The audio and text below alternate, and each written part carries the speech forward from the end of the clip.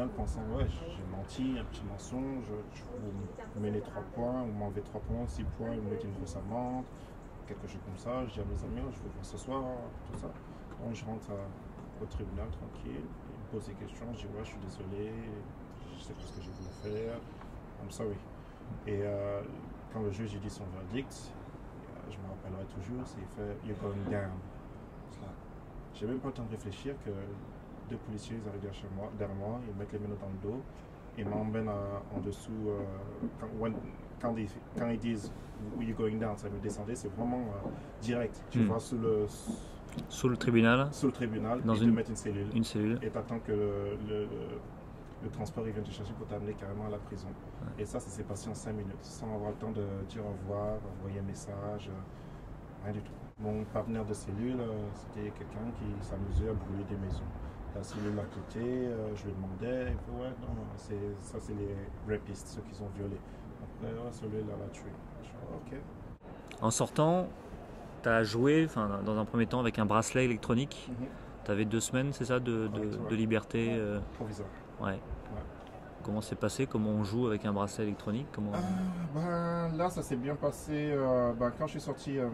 Tu étais à Stock City, hein, à Stock City, ouais. Quand je suis sorti la première fois de la prison après 4 semaines et ils m'ont libéré sous prévisoire avec le bracelet, là j'étais en forme. Là j'avais le feu en moi pour dire c'est bon, j'ai tenu cette période, j'ai survécu cette période. Maintenant, temps de rattraper le retard. Donc je sors avec le bracelet.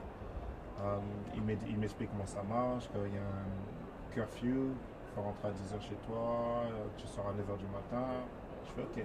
Et moi je suis un joueur de foot, donc les erreurs, quand il y a un match le soir, je ne peux pas rentrer chez moi à 10h. Donc j'arrive à négocier avec eux pour qu'ils m'autorisent quand il y a un match, les prévenir, comme ça ils m'autorisent à rester longtemps.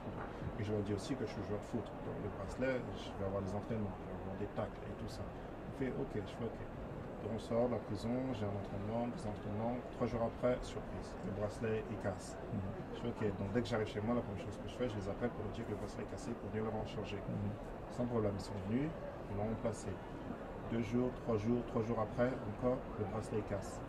Et là, j'arrive comme la dernière fois, j'arrive chez moi, je les appelle, le bracelet est cassé. Personne ne répond. Personne vient à la maison le remplacer. Le lendemain matin, à 8h du matin, on frappe à ma porte. Je me réveille, normal. Il y a 3 gendarmes qui sont à la porte. Je fais, qu'est-ce qui se passe? Ah, vous avez cassé votre curfew, l'appareil qui était à la maison, qui enregistre l'heure, il ne nous a pas signalé que vous étiez à la maison. J'étais à la maison, j'ai essayé de vous appeler. Non, désolé, on vous met en cellule.